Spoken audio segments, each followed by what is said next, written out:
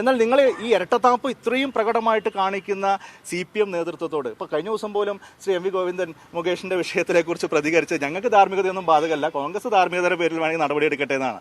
അവരുടെ പാർട്ടിയേക്കാൾ എത്രയോ ഉയർന്ന ധാർമ്മിക നിലവാരത്തിൽ നിന്നുകൊണ്ട് ഞങ്ങൾ നടപടികൾ ഓരോ ഘട്ടത്തിലും ആവശ്യാനുസരണം സ്വീകരിച്ചിട്ടുണ്ട്. ബാക്കി നിയമത്തിൻ്റെ രീതിയിൽ മുന്നോട്ട് പോകട്ടെ എന്നുള്ളതാണ്. അപ്പോൾ ഞങ്ങൾ ഈ വിഷയത്തിൽ ഈ ഘട്ടത്തിൽ ചർച്ച ചെയ്യാൻ ആഗ്രഹിക്കുന്നത് ഞാൻ നേരത്തെ സൂചിപ്പിച്ച പോലെ ജനങ്ങളുടെ പ്രശ്നമാണ്. അപ്പോൾ അമ്പലം വിഴുങ്ങികളുടെ സർക്കാർ കേരളം ഭരിക്കുമ്പോൾ ശബരിമല അയ്യപ്പൻ്റെ സ്വർണം കവരാൻ പോലും മടിയില്ലാത്ത ആളുകൾ CPMൻ്റെ ഏറ്റവും ഉയർന്ന നേതാക്കന്മാരായി ഇതുപോലെയുള്ള സ്ഥാപനങ്ങളിൽ ഇരിക്കുമ്പോൾ അത് എത്രയോ വർഷങ്ങളായി തുടരുന്നൊരു കൊള്ളയല്ലേ? ഒന്നോ രണ്ടോ ഇൻസിഡൻ്റ് അല്ലല്ലോ, അല്ലെങ്കിൽ ഏതെങ്കിലും ഒരു പോറ്റിയോ മുരാരി ബാബുവോ നടത്തിയ ഒരു ഒറ്റത്തവണ തട്ടിപ്പല്ലല്ലോ. ഇവരുടെ സംരക്ഷണയിൽ ഇവരുടെ പാർട്ടി നോമിനികളായ ദേവസ്വം ബോർഡുകളുടെയൊക്കെ തലപ്പത്തേക്ക് വന്ന പാർട്ടിയുടെ ഏറ്റവും അറിയപ്പെടുന്ന ഉന്നത നേതാക്കൾ, മുൻ MLA അടക്കമുള്ള ആളുകളല്ലേ ഇപ്പോൾ കയ്യാമം വെച്ച് ജയിലിൽ പോയിരിക്കുന്നത് സ്വർണം കട്ടതിൻ്റെ പേരിൽ. അപ്പോൾ അത്തരം വിഷയങ്ങൾ ചർച്ച ചെയ്യേണ്ടുന്ന ഒരു മീഡിയ എന്താ പറയുക, നിങ്ങളുടെ ഒരു എയർ ടൈം അത് മറ്റു തരത്തിലേക്ക് നിങ്ങൾ വ്യതിചലിപ്പിക്കരുത് എന്നുള്ളതാണ്. യഥാർത്ഥ പ്രശ്നങ്ങളിലേക്ക്, യഥാർത്ഥ വിഷയങ്ങളുടെ ഫോക്കസിലേക്ക് കാര്യങ്ങളെ കൊണ്ടുവരാൻ വേണ്ടി നിങ്ങൾ കൂടി ഞങ്ങൾ ഹെൽപ്പ് ചെയ്യണം. കാരണം ജനങ്ങളുടെ പ്രശ്നങ്ങൾ ചർച്ച ചെയ്യാനുള്ള വേദികളാണ് ഇതുപോലെ തെരഞ്ഞെടുപ്പുകൾ.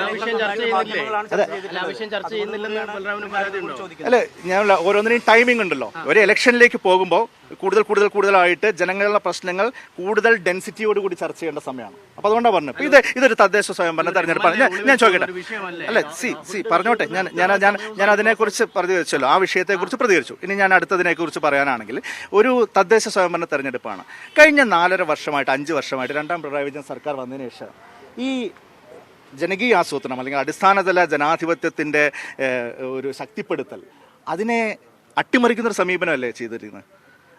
ഓരോ വർഷവും തദ്ദേശ സ്വയംഭരണ സ്ഥാപനങ്ങൾക്ക് നൽകേണ്ടുന്ന എത്ര ഗ്രാൻഡാണ് വെട്ടിക്കുറച്ചത്, എത്ര ഡിലേ ആണ് ഇക്കാര്യത്തിൽ വന്നിട്ടുള്ളത്. അപ്പോൾ അതിൽ നിന്ന് വ്യത്യസ്തമായിട്ടുള്ള സമീപനമാണ് UDF മുന്നോട്ട് വയ്ക്കുന്നത്. ഞങ്ങളുടെ പ്രകടന പത്രികയിലൂടെ കേരളത്തിലെ ജനങ്ങളോട് പറയുന്നു, ഞങ്ങൾ അധികാരത്തിൽ വരികയാണെങ്കിൽ വളരെ കൃത്യമായി സർക്കാരിൻ്റെ ഗ്രാൻഡ് വിഹിതം തദ്ദേശ സ്വയംഭരണ സ്ഥാപനങ്ങൾക്ക് കൃത്യമായ ഇടവേളകളിൽ മുടക്കമില്ലാതെ ഡിലേ ഇല്ലാതെ നൽകും. 1. 2, ഓരോ വർഷവും അത് 10% വീതം വർദ്ധിപ്പിക്കും. ഈ 2 കാര്യങ്ങൾ നടന്നാൽ തന്നെ എനിക്ക് തോന്നുന്നു ഇപ്പോൾ പഞ്ചായത്തുകളിലൂടെയും മറ്റും നടക്കുന്ന വികസന പ്രവർത്തനങ്ങളുടെ ഇരട്ടി അടുത്ത 5 വർഷത്തിനകത്ത് നടത്താൻ സാധിക്കും. അപ്പോൾ അതാണ് ചർച്ച ചെയ്യേണ്ടത്. ഇക്കാര്യത്തിൽ CPMൻ്റെ നിലപാടെന്താണ്, LDFൻ്റെ നിലപാടെന്താണ്? തദ്ദേശ സ്വയംഭരണ സ്ഥാപനങ്ങൾക്ക് നൽകാനുള്ള ഫണ്ട് അത് അവരുടെ അവകാശമല്ലേ? പിണറായി വിജയൻ്റെയോ MP രാജേഷിൻ്റെയോ അല്ലെങ്കിൽ സർക്കാരിൻ്റെയോ ഔദാര്യമല്ലല്ലോ. ഇപ്പോൾ കേന്ദ്രത്തിൽ നിന്ന് കേരളത്തിന് കിട്ടേണ്ടുന്ന നികുതി വിഹിതം ഉണ്ടല്ലോ, അത് ഫിനാൻസ് കമ്മീഷൻ്റെ കൃത്യമായിട്ടുള്ള ഒരു മാനദണ്ഡ പ്രകാരമുള്ളത്. അത് കിട്ടിയില്ലെങ്കിൽ നമുക്ക് എല്ലാവർക്കും വലിയ പ്രതിഷേധം ഉണ്ടാവാറില്ലേ? ഭരണ പ്രതിപക്ഷ വ്യത്യാസമില്ലാതെ കോൺഗ്രസും CPM അതിനെതിരെ പ്രതികരിക്കാറുണ്ടല്ലോ. അതേ രീതിയിൽ പഞ്ചായത്തുകളുടെയും കോർപ്പറേഷൻ്റെയും ഒക്കെ അവകാശമാണ് സംസ്ഥാന ഗവൺമെൻറ്റിൽ നിന്നുള്ള കൃത്യമായിട്ടുള്ള ഗ്രാൻറ്റുകൾ, സപ്പോർട്ടുകൾ എന്നുള്ളത്. അത് പലപ്പോഴും നടക്കുന്നില്ല. അതാണ് കേരളത്തിലെ ഈ പറയുന്ന തദ്ദേശ സ്വയംഭരണ സ്ഥാപനങ്ങളിൽ പലതിനെയും നോക്കൂത്തിയാക്കി മാറ്റിക്കൊണ്ടിരിക്കുന്നത്.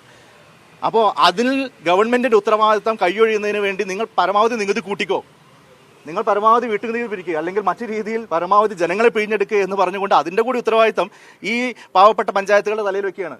ഗവൺമെൻറ് സ്വന്തം ഉത്തരവാദിത്തത്തിൽ പിൻവാങ്ങുന്നു, അധിക ഭാരം ജനങ്ങൾക്ക് അടിച്ചേൽപ്പിക്കുന്നു. ഇതാണ് ഇതുപോലുള്ള തെരഞ്ഞെടുപ്പിൽ ചർച്ചാ വിഷയമാക്കേണ്ടത്. അതുകൊണ്ട് അതിലേക്ക് ഒരു ദിവസമെങ്കിലും നിങ്ങളുടെ ശ്രദ്ധ വരണം, നിങ്ങളുടെ ചർച്ച ഉണ്ടാവണം എന്നുള്ളതാണ് എനിക്ക് അഭ്യർത്ഥിക്കുന്നത്. Thank you.